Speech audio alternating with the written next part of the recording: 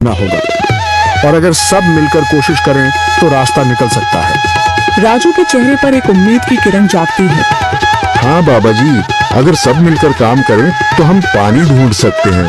हमने पहले कभी ये कोशिश ही नहीं की। लेकिन इतनी कठिन जमीन में नया कुआं खोदना आसान नहीं। मुश्किल जरूर है, नामुमकिन नहीं। अगर हम मिलकर काम करें तो ये हो सकता है। राजू खड़ा हो जाता है, उसकी आंखों में एक नई रोशनी है। तो फिर हम कल से काम शुरू करेंगे।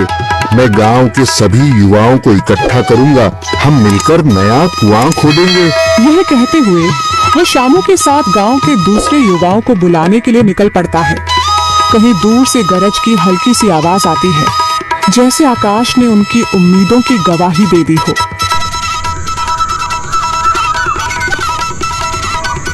अगली सुबह राजू और शामू गांव के युवाओं को इकट्ठा करने निकल पड़े।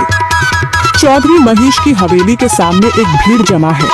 बाबा जी, संदरी, गांव के कुछ बुजुर्ग और किसान सभी मौजूद हैं।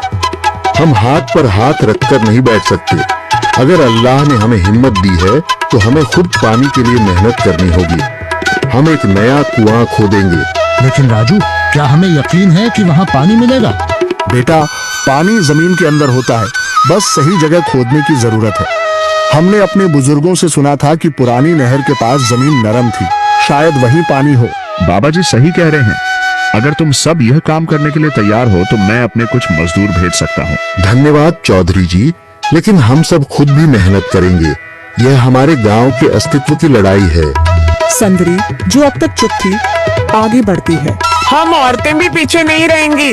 हम पानी लाने की व्यवस्था करेंगी, खाना बनाएंगी, ताकि तुम सब आराम से काम कर सको।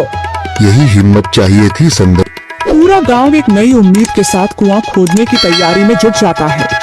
दूसरी ओर कुआं खोदने का काम शुरू हो चुका है। राजू, शामू और दूसरे युवा बेलचे चलाने लगते हैं। मिट्टी बाहर निकाली जाने लगती है। तेज गर्मी के बावजूद सब पूरी हिम्मत के साथ जुटे हुए हैं। दोपहर की तेज धूप जमीन आग की तरह तप रही है। गांव के लोग लगातार कुआं खोदने में जुटे हैं। हाथ छिलने लगे हैं, माथे से पसीना बह रहा है, मगर किसी ने हार नहीं मानी। महिलाएं पानी और सत्तू लेकर आती हैं ताकि पुरुषों को कुछ राहत मिले। हमें और गहराई तक जाना होगा।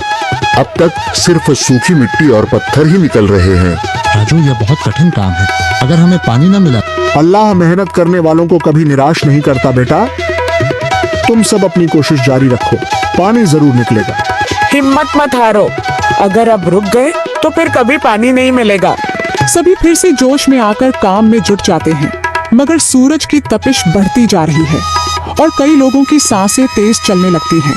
तभी एक तरफ से रामलाल और उसके आदमी हंसते हुए आते हैं। अरे भाई, तुम्हें लगता है कि जमीन तुम पर रहम करेगी? हाँ हाँ, ना समझ लोग, ये सब बेकार की मेहनत है। रामलाल, हमारा हौसला मत तोड़ो। अगर तुम मदद नहीं कर सकते तो कम से कम मजाक भी मत उड़ाओ। मदद? हाँ, मैं अपने कुएं का पानी बेच सकता हूँ, मगर मुफ्त में नहीं दूंगा। राजू सब अनसुना कर फिर काम में लग जाता है। शाम होने लगती है, लेकिन अभी तक पानी का नामो निशान नहीं। कुछ लोग मायूस होकर पीछे हटने लगते हैं। राजू, शायद रामलाल सही कह रहा है, यह सब बेकार है। नहीं शामू, हमें हार नहीं माननी। अगर आज हार गए तो फिर कभी हिम्मत नहीं कर पाएंगे। तभी अचानक फावड़ा किसी कठोर चीज से टकराता है। एक अजीब सी आवाज आती है। राजू चौंक कर देखता है और जल्दी जल्दी मिट्टी हटाने लगता है। अचानक एक ठंडी लहर महसूस होती है। सभी लोग दौड़कर आते हैं। जैसे जैसे मिट्टी हटती है, नीचे से गीली जमीन नजर आने लगती है। सब हैरान रह जाते हैं। सुभान अल्लाह, मैंने कहा था ना, अल्लाह हमारी मेहनत को जाया नहीं करेगा। राजू और बाकी सभी जोर लगाते हैं। कुछ ही पलों बाद अचानक मिट्टी के नीचे से पानी की एक छोटी सी धारा फूट पड़ती है। गांव वाले खुशी से चिल्ला उठते हैं। पानी पानी निकल आया।